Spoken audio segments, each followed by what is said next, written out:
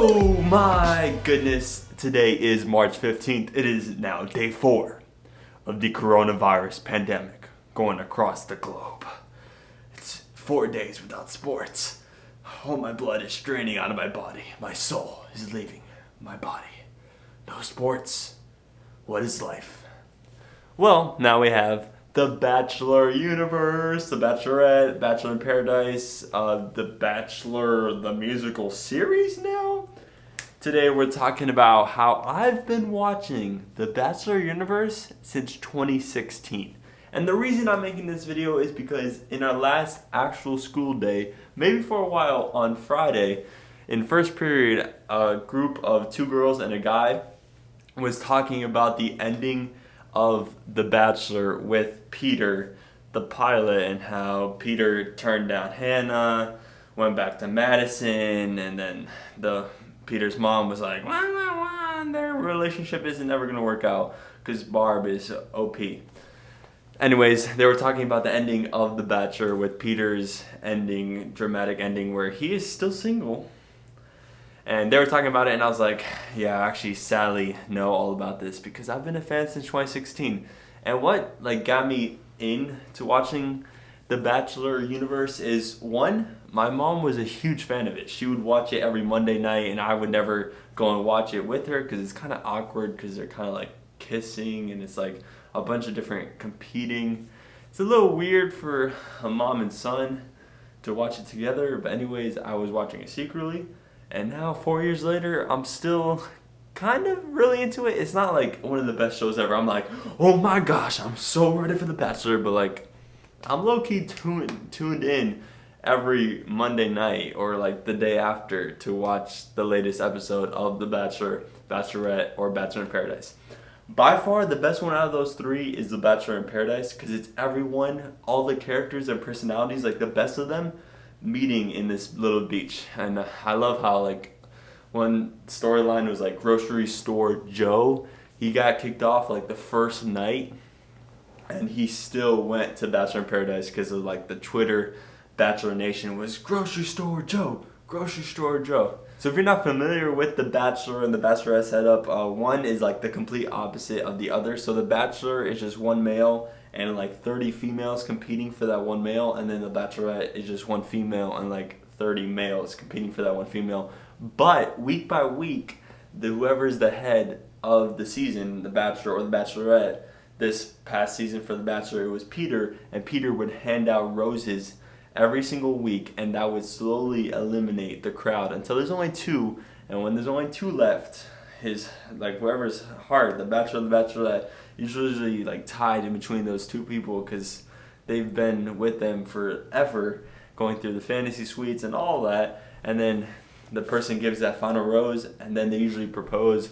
But there's a bunch of different paths, the shows could end. I've seen so many different things happen. But what has me hooked to these shows is, first of all, the personalities and the way the show kind of creates the conflict, because this could easily be just a love-centered show, but the producers know how to stir the pot with drama. They do these interviews where they could get the opinions of the people, and then, oh my gosh, those competitions. I love to see those competitions. So in the latest episode, in the latest season of The Bachelorette, Hannah Brown and Jeb, they literally go to the Celtics practice facility, where they meet Jaylen Brown. And I'm a huge NBA fan, and I get to see Hannah Brown meeting Jaylen Brown. Awesome combination. But that was just a one-on-one date. But these group dates where these competitions, they're literally playing football, or they're playing rugby, rugby in The Bachelorette with Luke. Oh my gosh, he just grabbed a guy, boom!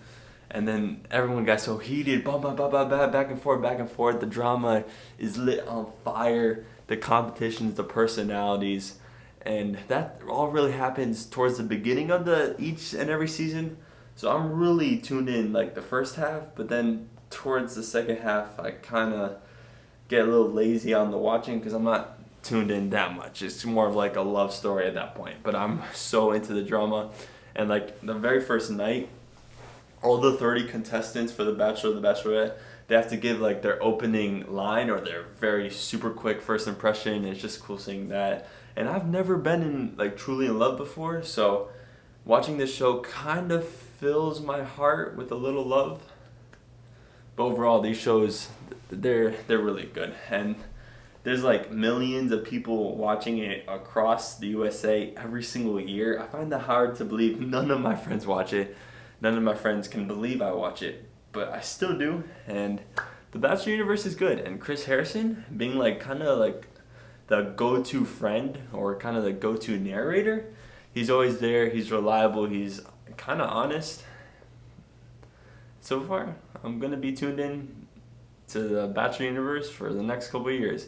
And now, stepping away from the Bachelor universe, I want to talk about how Ryan Tannehill, quarterback for the Tennessee Titans, just received a 4-year, $120 million contract.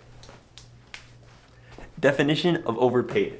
Because when he was on the Miami Dolphins paid him like roughly $17 million per year, and now on the Titans, he's not playing that much better. He's still just handing it off to Derrick Henry.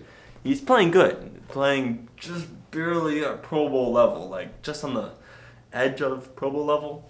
But he does not deserve $30 million per year, because if you're paying him that much, you can't build out the rest of your roster.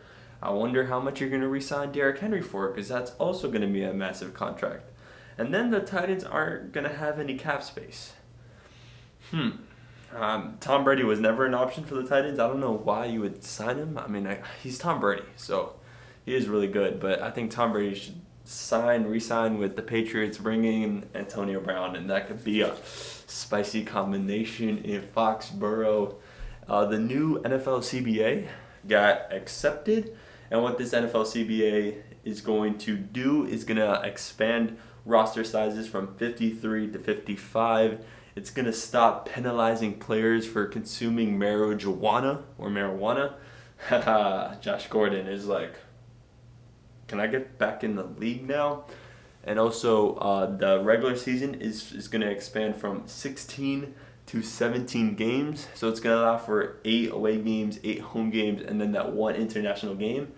And then for the preseason, it's going to go from 4 games to now 3. I think that makes sense because 4 preseason games was kind of excessive.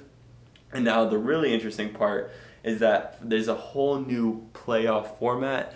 They're now going to allow 7 teams in per conference, and now only the first seed is going to get a bye. So it really rewards the first seed, and then they're going to have 3 games on, I guess, wild card weekend for each conference, and that should be exciting. And that's really it for the CBA. There's going to be more money allocated to the players, but that's it. Coronavirus is slowly spreading across the United States. Cases are kind of just exponential right now, and I just really hope it starts to level off and then it goes down, and then we could get our sports back. We could get NBA back. We could get the MLB back. I mean, I'm not that big of a fan of the MLB. People who like the NHL, they're going to get that sport back, but we're never going to get March Madness back. Today was Selection Sunday, and we're not going to get it. Still puts a dagger in our soul. But this social distancing thing, I think it's working.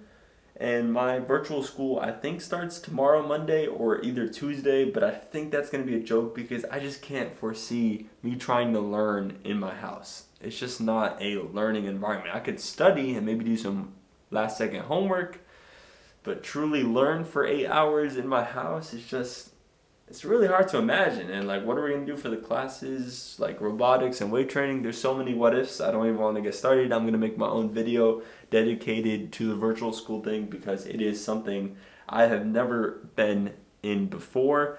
Also, I'm starting to watch some old college football and NFL film. So I'm going to start releasing some film analysis videos brought to you by Zach Schaumler, Strong Opinion Sports. He inspired me to start making these film analysis videos, which should be pretty fun.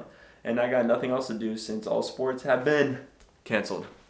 And I'm probably going to watch some other shows, and I'll probably review those here. And Frozen 2, Hey, got moved up 3 months to be on Disney Plus on Tuesday. I'll probably watch it with my family. That's it for now. Peace. Who am I if I'm not your guy? Who am I if we're not together forever? Now I know you're my true north because I'm lost in the woods, north to south, days, night, when you're gone. That's such a bop. Lost in the woods.